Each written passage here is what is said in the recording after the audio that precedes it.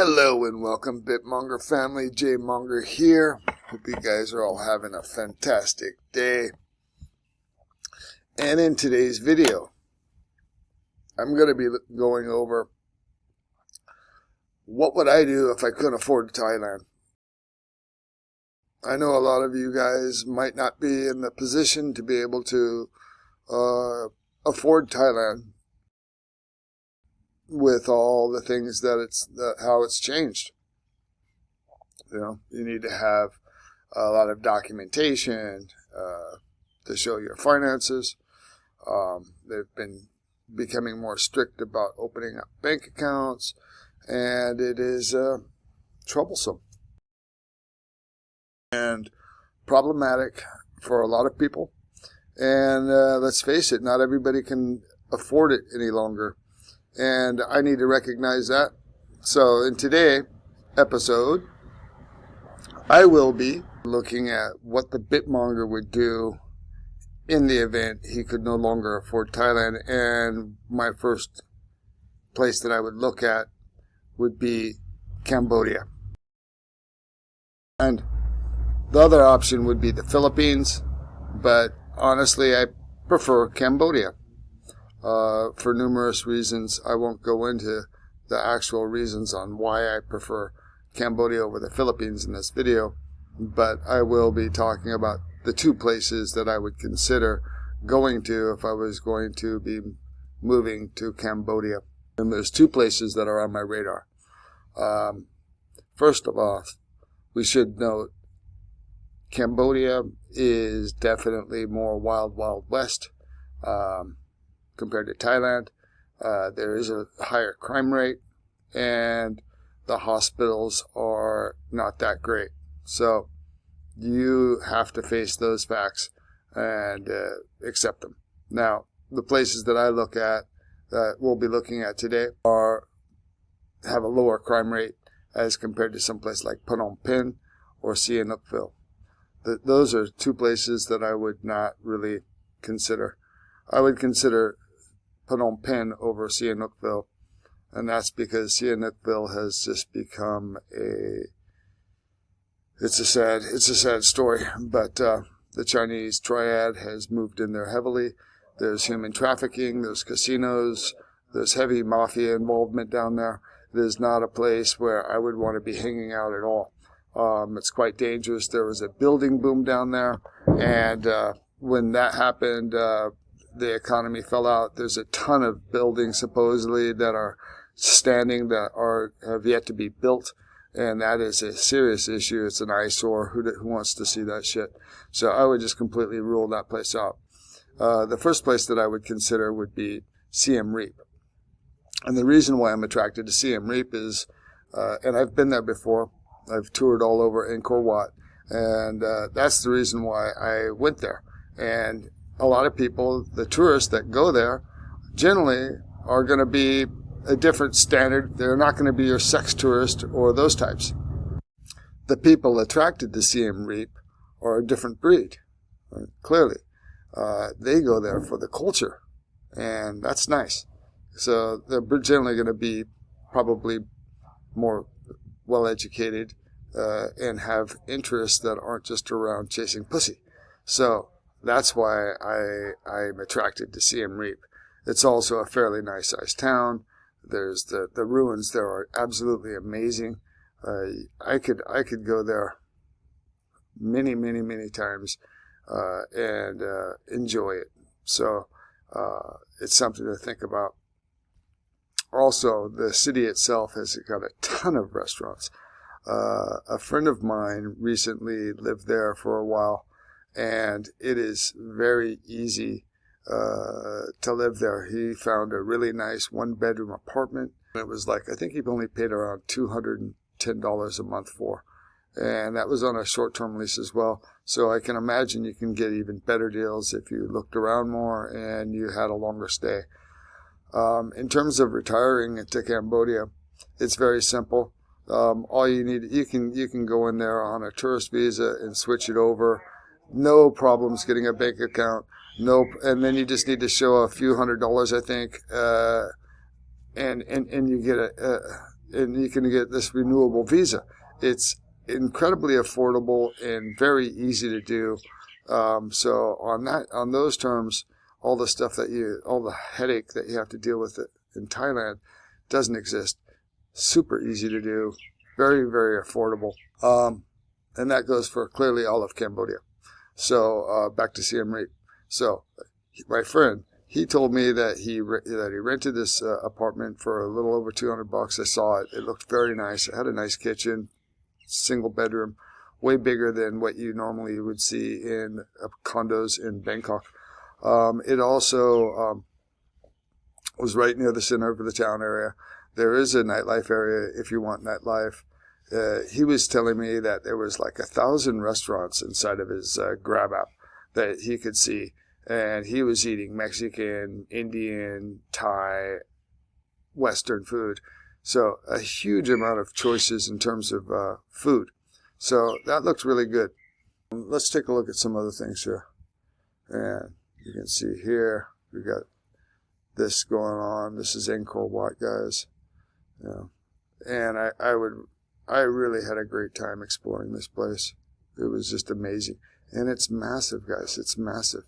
You could spend a long time there. You do have to pay for a pass, though. It's not free, but it's definitely worth hanging out and spending some time there. And I'm sure you can probably get some sort of, monthly or annual type of pass to visit. And let's take some look at some statistics on Siem Reap. So let's take a look here. Settled in 802. Population currently is about 250,000 people. Size city. Okay.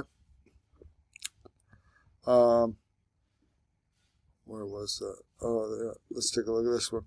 So here we can see it on Google Maps. Let me zoom out a little bit. And here's Cambodia. Here's the province, Siem Reap. There's Phnom Penh down here. Okay, so you can see where it is. It's northwest of Phnom Penh. And let's zoom in.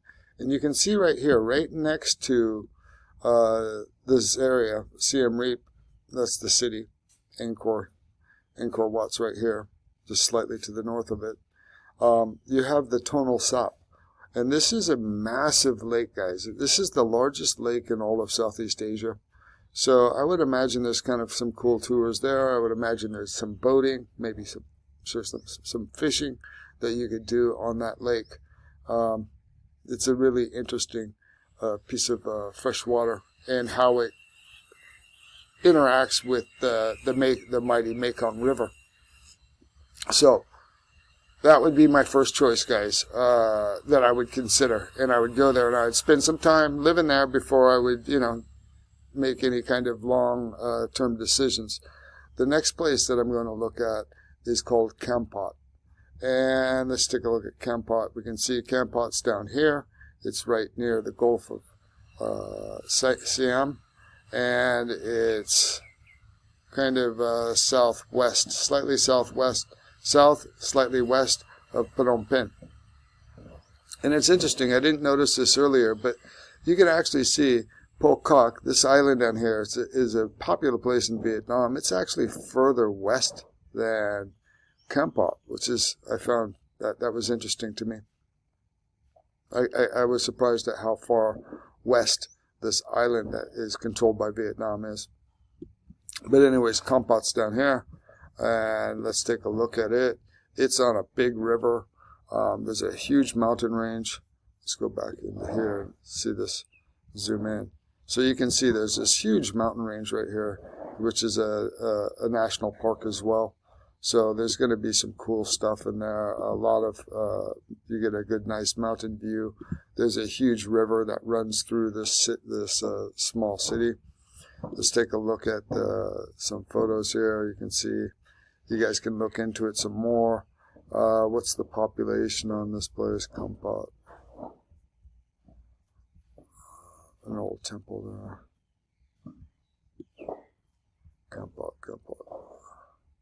It's got a population of about 42,000 people. So it's a much smaller city, but it's quite interesting. There's an old quarter of the city which is completely all French architecture, beautiful French old buildings. I've watched some videos on it. Look into it on YouTube. There's guys that are doing videos on Expat, and it looks very, very interesting. There's a growing foreign presence there of Western foreigners that live there. A lot of different restaurants. Fairly good nightlife there as well, with bars and live music.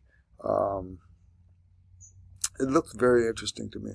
So this would be another place that I would consider looking at if I was going to be moving to Cambodia and I could no longer afford Thailand. Now, just to be clear, if you can afford Thailand, I would definitely go with Thailand over Cambodia for numerous reasons. I have visited Cambodia quite a few times and spent some time there, but it's not a place that I would want to choose to live to if I didn't have the ability to live in Thailand. But this is someplace that you would really want to look at. It was the very first port in all of Cambodia. It's got an interesting history. I liked it. I really liked what I saw about Campat and the videos that I saw of that place. So Siem Reap and Campat would be the two places that I would be considering if I could not afford Thailand and was looking at a cheaper option. And I'll do some videos later. The other main options are going to be the Philippines and Vietnam.